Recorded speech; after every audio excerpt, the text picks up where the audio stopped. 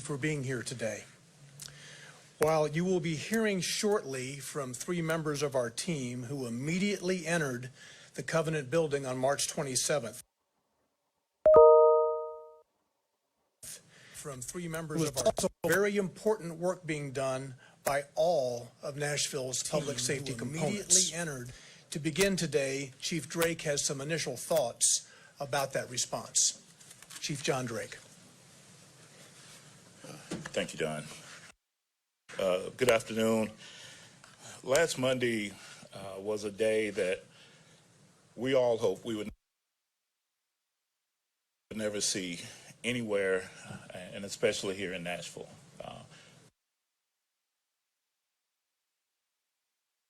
We've trained for incidents like this for years.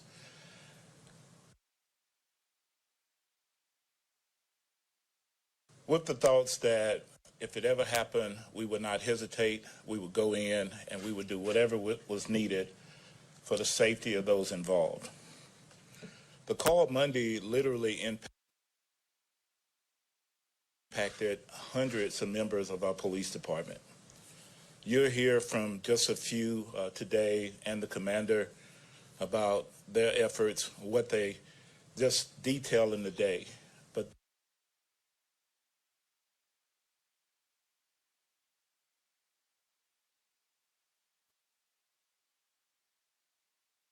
there was, you will hear that there was an officer taking gunfire that took cover.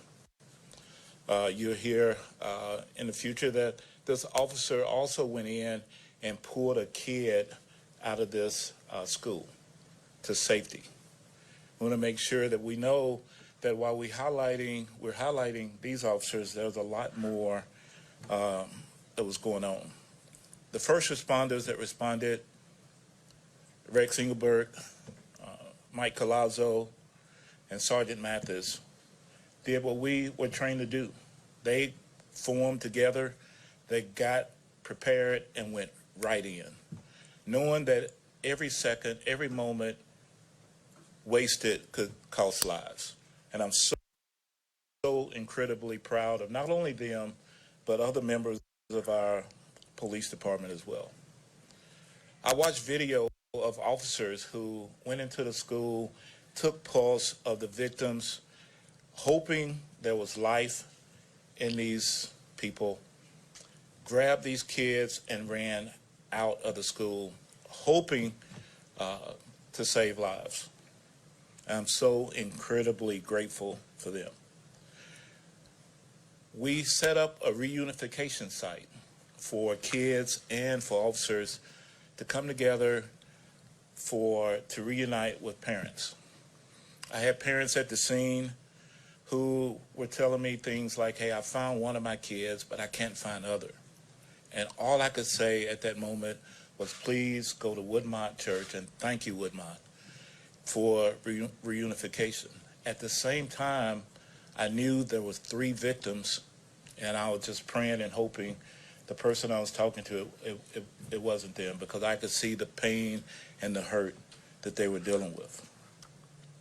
Also to our officers and our chaplains and counselors who went to Vanderbilt University Hospital, who spoke with the families, gave counseling to the degree that at the funeral services, the families wanted to have these counselors and chaplains and behavioral health counselors with their families. It's just an incredibly tough day, but I'm really thankful to them. I'm thankful also to Vanderbilt University Medical Center. I listened to an interview of one of the doctors and said he just wanted the opportunity to save lives. He didn't get that opportunity. Neither did our personnel. But they were able to go in and prevent more from being harmed. Also, our investigative team, who had to painstakingly go through everything that went through that school, every video, every victim. And as I walked through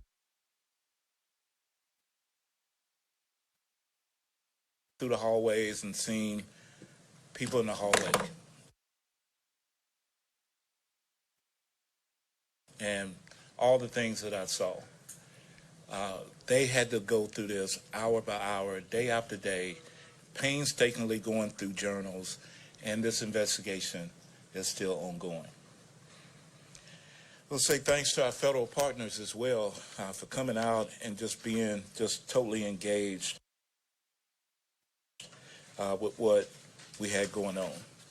To our crime scene experts, the civilians who you never really hear about, but they're a major part of what we do, to reconstruct crime scenes, to go in and to pick up evidence and to gather whatever is needed to put that together for whatever case that we were looking at.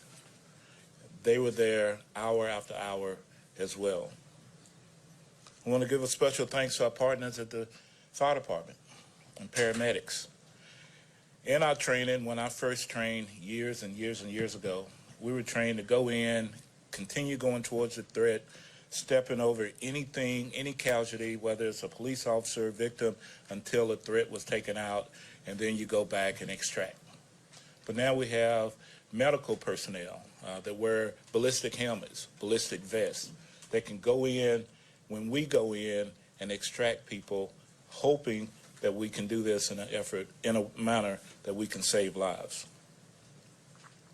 Also, to our dispatchers, who, if you can imagine, taking call after call. And I hear 25 to 30 calls came in, they were inundated, and they had to listen to people screaming, crying, hearing gunfire, and triaging these calls and dispatching it to officers. I want to say thank you to our entire team. What you don't know with our training is that one officer is from Central Precinct, the other is from Midtown, and just so happened when the call came in, they formed together, and you would have thought that they worked together all the time. But that's not the case. That's just how we train and prepare. I want to give a special thanks, and this is not said often, to the teachers at Covenant School. The teachers had gone through active aggressor, active shooter training recently. Their efforts also saved lives. They knew how to have the kids on the wall, away from the windows, out of the hallways, where we could have had a lot more casualties. They were able to protect these kids as well, and I want to say thank you to the teachers. I want to express my condolences to the 6 families. I've had the opportunity to visit all of the funerals so far, 5. I have one more, which is Ms. Kuntz, which will be tomorrow. I've had the opportunity to talk to parents, and they are incredibly thankful for everything. And what I've learned in this is I've renewed my faith, because as I sat in a church Saturday, and I watched students from Covenant School take flowers down to the altar, and literally I'm in tears, and the other first responders, police officers, firefighters, we're in tears. And I look at these kids, and they look at us, and they say, thank you for your service. And they believe that their classmate is going to heaven, that they're in a better place, and they're not hurting. The ones that was hurting the most was us. And so I want to thank Covenant School for instilling that in them and for teaching them there's maybe something better. They're not hurting anymore. Thank you to all of you all. I know it's been intensive covering all of this. I'm incredibly thankful for you. I'm incredibly thankful for our team. I'm thankful to our mayor. I've not had the opportunity to tell him thank you for leading us through this during this time. To Don Aaron, to Chris Mufford, to others. This has not been an easy time. And I'll have to say this. On the way to work one day, shortly after the shooting, usually I see kids and I smile because I wonder what their future is going to be. And the next day I'm headed in and I see kids and I'm in the car by myself and I'm crying. And instead of being happy about thinking about these kids' future, I'm thinking about these 3 kids and these other adults, well, especially these 3 kids, would never get to experience whatever was in store in life for them. And I always say this to our men and women, no one ever said it would be easy, but they said it would be worth it. I'm totally proud of our men for what they did. So thank you.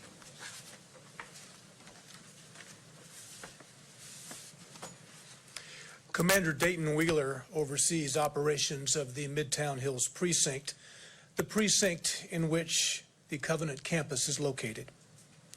Commander Wheeler will speak with you about the broad response of the officers from the Midtown Hills Precinct and the impact that response has had.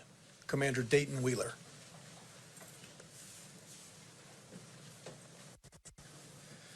Good afternoon, everyone. I want to start off by saying the family members and the victims of this tragedy have been in my thoughts and prayers since that Monday morning, and we will continue to pray for them as they walk through this tragedy. So Monday, March 27th is a day that I will never forget. I walked out of that office at 10 o'clock that morning to drive around the precinct, and the initial call came out, and immediately my stomach dropped when I realized it was a school.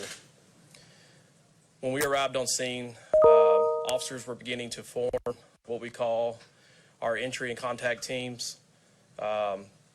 This was something that I immediately knew, looking up, that officers were doing what they had been trained to do.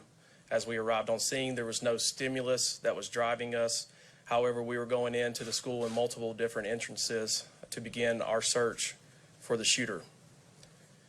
As they were doing this, we began to form operational plans outside. I was partnered with my counterpart from the fire department, setting up our ambulances in an effort to, once the shooter was eliminated, we would begin our rescue operations for any victims that were inside.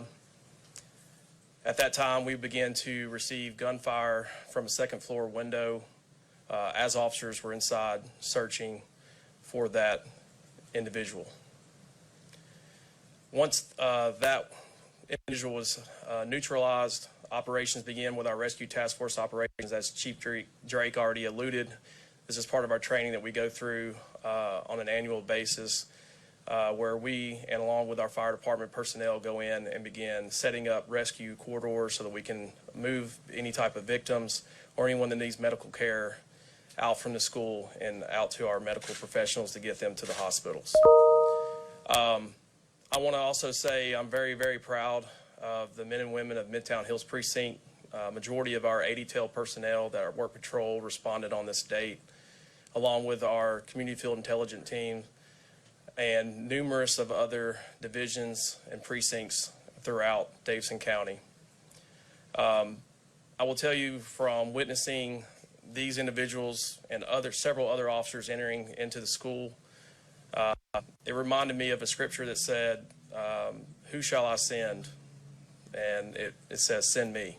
And I believe these individuals, along with every Metro Nashville police officer, fire department personnel on that date, answered that call. I also want to say, as Chief Drake's already mentioned, the preparation that the school did that day, the training that they went through, I believe that mirrored with the response from the police department saved countless of lives.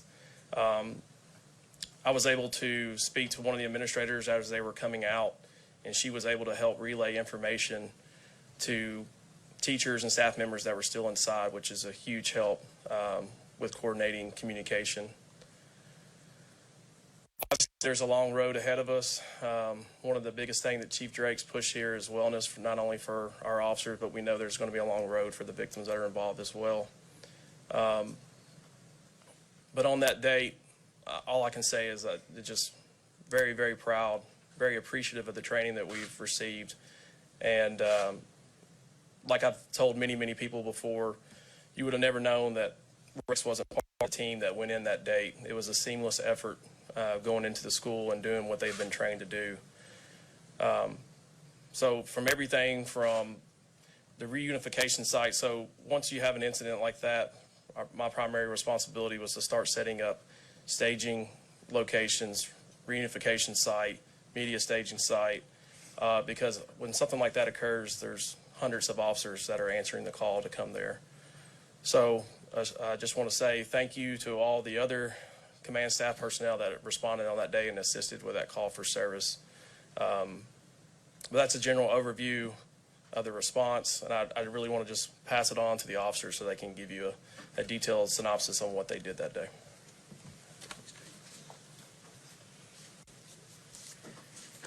Detective Sergeant Jeff Mathis is an 11-year veteran of this police department and is currently assigned to the Midtown Hills Precinct. Sergeant Mathis and 3 of the detectives from his unit were among the first to enter the Covenant building on the morning of March 27th. Sergeant Mathis will now relate to us what he saw and what he did. Sergeant Jeff Mathis. Good afternoon. My name is Detective Sergeant Mathis. I am the supervisor of Midtown Hills Community Field Intelligence Team. I'd like to start with my condolences to those families. I will never wear red and black again the same. That's going to be with me forever. My initial response to the incident, we were actually in our office. I was doing some storage organization for our office and different equipments. We at the police department have 1,000 codes, so 1, 2, 3, 4, up to 9. Those 1,000 codes indicate usually critical incidents that will require large amounts of response from police, fire, and medical. We received a 9,000 call, which is an active shooter. When the address went out, I knew exactly where it was. Based on my personal life, I do frequent that area, and I've always known that to be the church on the hill as you go up Hillsborough Road. Didn't know the exact address at the time, but now I will know that it's the Covenant School. My response, along with 3 of my detectives, was to run out the door. We donned our vests with ballistic protection and drove to the school. Once arriving at the school, I parked in front. When I got out of my vehicle, I retrieved my department-issued shotgun from the back. And while doing that, I overheard who I now know as Officer Rex Engelbert saying, "I need 3," as you guys have seen on the video. To that point, I have never seen Rex in my life. He is not a man that I've ever seen in a photo or ever met. He's a younger officer with 4 years on. I've been at South Precinct and then Midtown Precinct that I just have never had an instance to know this man. When we got there, unbeknownst to me, he had already unlocked the door. The body cam showed I haven't got the name of the gentleman, the administrator that had that key. I'd like to thank him for what he did. He had your typical janitor's key ring with 1,000 keys to every door, and he had the very specific key to that door for us to go in. Myself, Officer Engelbert, and a Midtown 80-tail officer went through that door. Officer Engelbert opened the door for me. Not knowing what I was walking into, I went through that door with purpose. I knew the gravity of the situation and what had occurred based on the call text, the amount of callers, and it was a serious incident. Like Chief Drake said, our training is to follow stimulus when we enter these buildings for these active shooter situations. At that time, we did not have any. Our training then is to do a systematic room-by-room clearing, which is what myself and Officer Engelbert did. Once we hit the large, I believe it's a welcome center or atrium on the first floor, is when we received stimulus from the shooter. We were still unsure where that was, but our job is to run towards it. So we went through a pair of double doors at that point, unbeknownst to me, because I was focused on those double doors that we went through. Detective Clozo and others had responded and gotten up to us at that point. When we went through the doors, the shots continued. I couldn't tell you how many there were, to be honest with you. We just heard the sounds. From my training and experience, I knew those sounds to be rifle rounds that were being fired based on what it was. We proceeded up the stairs. Once we got to the stairs, we got to a second floor hallway. Once in that hallway, the smell of gunpowder was in the air. It was also very smoky. Obvious that there had been fire in that area very quickly. Doing what our training tells us to do in those situations and following the stimulus, all of us stepped over a victim. I, to this day, don't know how I did that morally, but training is what kicked in. We then proceeded continually to the sounds of gunfire. And then once we got near the shooter and the shooter was neutralized, that's where I'll end my statement at that moment, just because of the ongoing investigation. Afterwards, I do have history in investigations. Knowing the gravity of the situation, it is obviously the best option for us to have a transparent investigation that can be complete and thorough.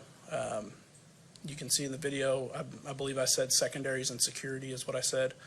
And that security was for that crime scene, based on our duty to do thorough investigations. Also, in active killer scenarios, you never know if there's only one or there's many. So our work is not done at that point. We still have to search for victims and then transition into that rescue task force that we train also. I think that would be it for me. Thank you, Jay.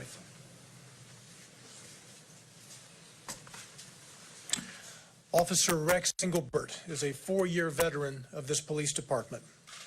He is assigned to the Central or Downtown Precinct, and as you have seen from his body camera footage, was among the first officers to enter the Covenant building. Officer Rex Engelbert.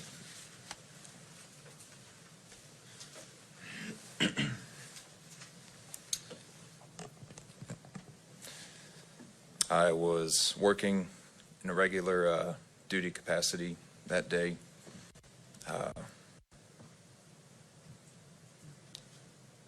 I want to start by obviously saying my deepest condolences to the family, the 6 lives lost on the 27th of this month. I'm going to do my best to relay my rendition of my day. It was a regular work day for me. For some reason, I was feeling tired. I'm a proactive unit. I work for the Central B-Detail bike team. I guess I hadn't finished my coffee and I wanted to complete some administrative tasks. So I wanted to go to the Metro Police Academy. I had some business to attend to there. En route there, that put me in the Midtown sector. So I really had no business being where I was. I think you can call it fate or God or whatever you want, but I can't count on both my hands the irregularities that put me in that position when a call for service came out for an act of deadly aggression at a school. I immediately turned on my light sirens, knowing the severity of such a call. Like Sergeant said, it demands ample resources, in which I was available. Like I said, I was tending to myself.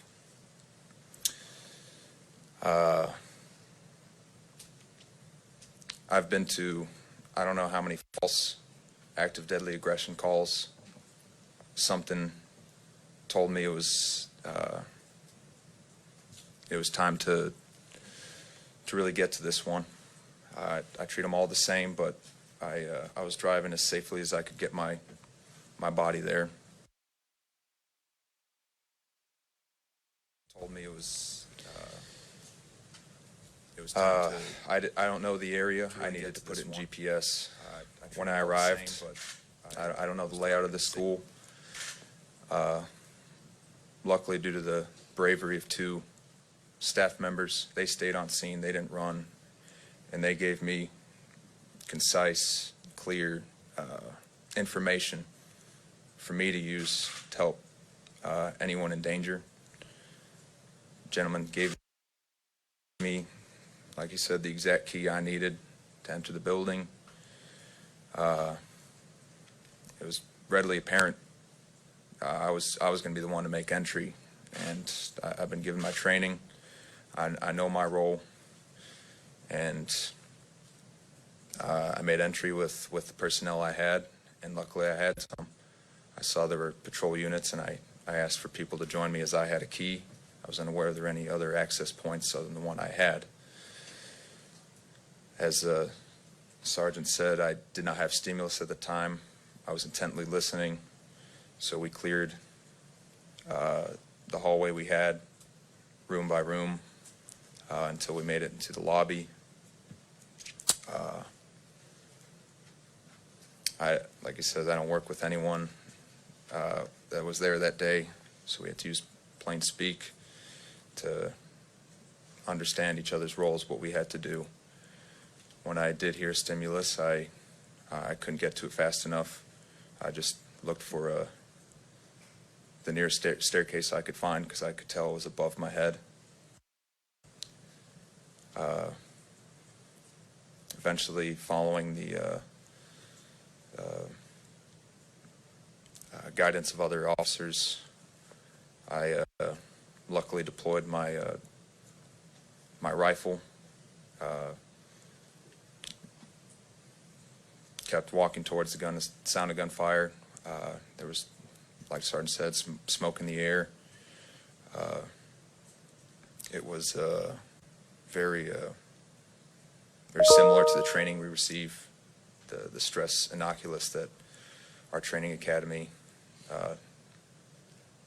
had exposed me to before this incident. I definitely wish I had also deployed my rifle caliber rated heavy plates when I found myself at the front of the stack, where I found the stimulus or the threat, the second floor of the school. Like Sergeant said, work wasn't over. We didn't know if there was another threat. Immediately took teammates I am not used to working with to start clearing rooms, escorting children and teachers along, and there were more personnel and resources at this point. I was able to guide them out, basically similar to the way I had came in, and just tried coordinating best with supervisors and fire personnel until I was relieved of duty on that scene. I was told to sit in my car, and that was pretty difficult because I could tell there was more work to be done. And that's about the day that I had on the 27th.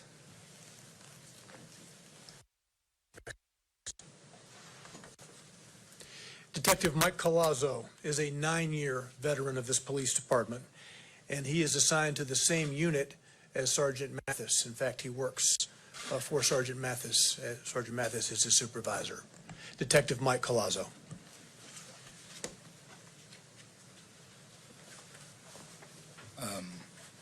I want to start with making sure the families know that we're thinking about them. I know a lot of people have reached out to myself, Officer Rex, Sergeant Mathis, our teammates as well. There's been an outpour of support from the community, from other agencies throughout the nation and through the world, and I just want to tell them we greatly appreciate that, but I also hope that that along with all of us, that we remember the victims. And about that day in question, like Sergeant Mathis had stated, we had just started our shift and we were at the office. I was completing some administrative task, sending some emails when the radio was, I believe I had my radio sitting on my desk. One of our partners, Detective Wagner, he sits to the left of me. I believe his radio was there. And we heard the 1,000 code go out of the active shooter, and we heard the dispatch location and that it was in Midtown. Regardless if it was in Midtown or not, like every other officer in our department, we took off running out of the office, plugged in the address on our GPSs, and we took off towards the location. As we were on our way to the school itself, our dispatch was doing a phenomenal job. They were giving us as much updates as they could. They told us that the individual had entered into the school. They were actively shooting, gave us a description, and they were receiving this information from the individuals that were already on scene. When I arrived on scene, another officer had already arrived on scene. To this day, I still don't know who that officer is. There was hundreds of officers that responded. But I've learned that that officer had arrived on the other side of the school. I came off of Harding Pike and entered coming up the hill towards the school. When I started to approach, or when I pulled my car up, I observed a female on a cell phone, who later found out was one of the employees of the school. The female was pointing to the left, so I ended up pulling my vehicle towards the left. I ran into another individual, a male that was outside, rolled my window down, asked where they were. That individual, who I later learned was also an employee of the school, told me that they were around the side, and asked where. And at that point, without hesitation, the employee just took off running towards the door that was later learned to be where the shooter had entered. He took off running and telling me to follow him, which helped out tremendously. So I stayed in my vehicle and drove that direction. He was kind of hugging around the vehicles that were parked on the side because, like they said, we didn't know where the shooter was. He just knew that the shooter had entered into this door right at the entrance. So he said when he got closer to the door, he pointed and told me that they had entered right there. So I ended up parking my vehicle, exiting, and noticed that all the glass to that door had been shot out. Saw shell casings on the ground, bullet holes on the door. So I immediately made entry. As I made entry into the school, I saw an individual that I believe has been identified as the janitor. He was laid out on the ground, not moving. I relayed that information to over our radio to the dispatch that I had made entry and that I had an individual that was down. Still didn't have a stimulus. The shooter wasn't shooting at that point. So started, just like Officer Rex, Sergeant Mathis, and every other officer that had gotten there, started clearing rooms as fast as possible, trying to find where the shooter was. I was on the first floor. I had cleared part of the first floor and along with the gymnasium. I made my way towards a door that led me back outside. That's where I made contact with one of our teammates, Detective Wagner, and two patrol officers. At that point, we were told that the shooter was possibly on the second floor. So at that point, that's when on the body cam you see where we ended up going up the stairwell and made our way to a locked door. At the time, I was upset that we had just hit a locked door, but now looking back, I'm thankful we hit a locked door because that was the school doing what they've been trained to do.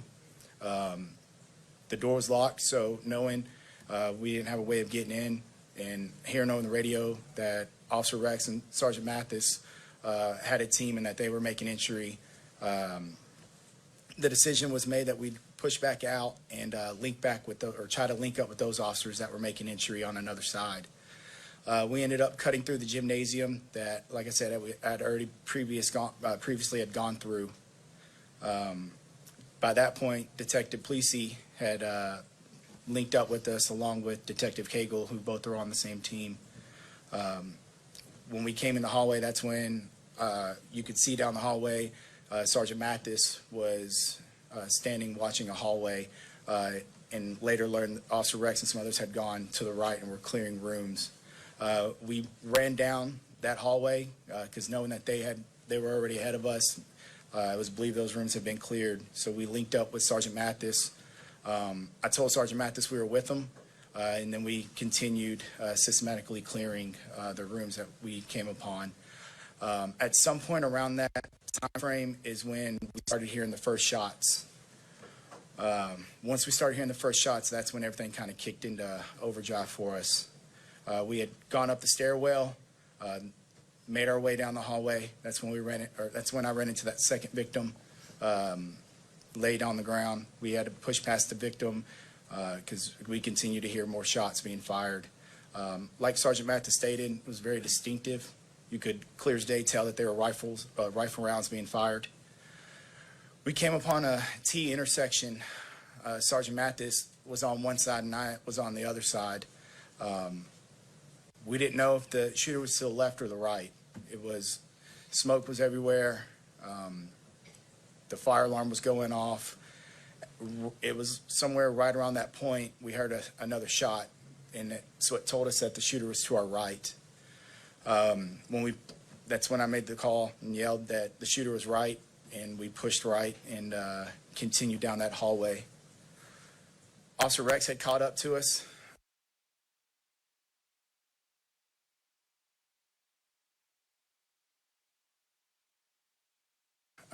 I noticed that Officer Rex had a rifle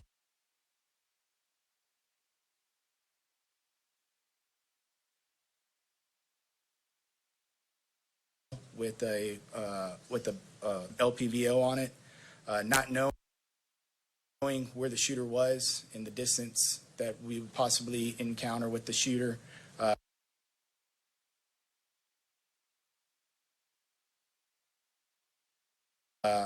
Asked Officer Rex to push forward for us, which he did without hesitation. We continued down that path until we encountered the shooter. Once the situation was ended with the shooter, like Sergeant Mathis and everybody stated, our job wasn't done. We knew that there was victims. We had to pass those victims. So I immediately switched gears, left that scene, and ran the route that we had just taken back outside. Other officers had responded, and they were making entry on different rooms. It had been broadcasted that the shooter had been taken down, and I think it clicked for every officer that was on scene that at that point it was time to start trying to render aid to the victims and start evacuating the school. So we implemented our rescue task force protocol. I ended up coming out of a separate door that we had not made entry into, linked up with one of the ADTEL supervisors that was outside with Commander, and coordinated with the sergeant on where everything had taken place, and to have officers start responding in with us. I remained there for a while until more officers got on scene.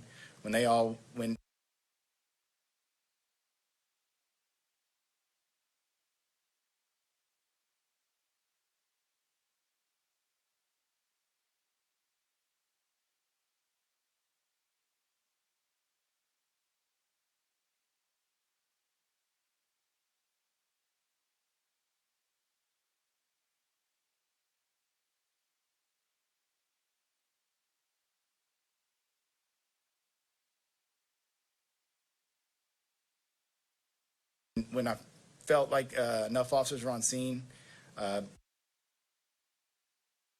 Commander had stepped up and advised us to step back and go to our vehicles. That was pretty much, at that point, I was done with the scene. I wanted to help. I know Officer Rex wanted to help. I know Sergeant Mathis wanted to help and continue to do what we could, but at that point, enough of our co-workers were there, and they were handling it for us. So we were able to step aside. That's when I was able to call my wife and tell her I was okay, advise her of everything, and that, yeah. I want to add something just really quick. I know you have some questions of these officers. I want to say something. These officers immediately went in, and if you notice, you saw one officer had on a helmet, and that was totally great and the right thing to do. But then you saw other officers who didn't take the time to even put on ballistic helmets. They were so in tune to trying to get in and take this threat down that they didn't think about their own safety. You can see Detective Collazo and Rex and this going on, and it really, in these situations, could have ended really bad for our personnel too. And I just wanted to add that. We had so many personnel that was running in that didn't think about ballistic vests, that didn't think about ballistic helmets. They just wanted to save kids. And I just wanted to add that before you ask questions of the officers. I'm incredibly thankful and grateful for their efforts. So. Thank you, Chief, and thank you, gentlemen. I know this was not easy to do this for the first time ever today. Folks, this is not an investigative news conference. We're not talking about the investigation today. These officers are not involved in the investigation. They were the first persons there. With that said, if you have any questions for them, please let me know who the question is for. Jason? For the responding officers, thank you for telling your narrative and your story of what happened. I think a lot of people, though, watching tonight want to know how you all are doing right now. More than a week later, are you guys okay?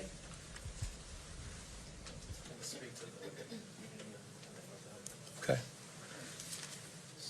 Something I didn't mention earlier is we have had such an outpouring of support from the community, and not only just the Green Hills, Forest Hills area, but from all over. I've received emails from people from outside the country, all over the nation, that is sending support. We've had students from the school that day that have come to the precinct to visit with these officers. We've had church members come and pray over these officers. Our behavioral health staff here has done a phenomenal job with the tasks they've been given. They're completing debriefs over 150, 200 officers that ultimately responded or was part of the investigation.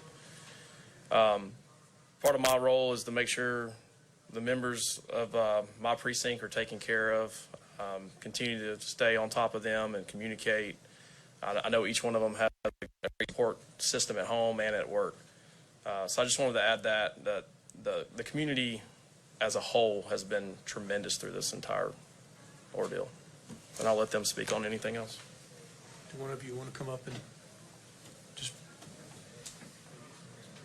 Just personally curious, just if you guys are all okay.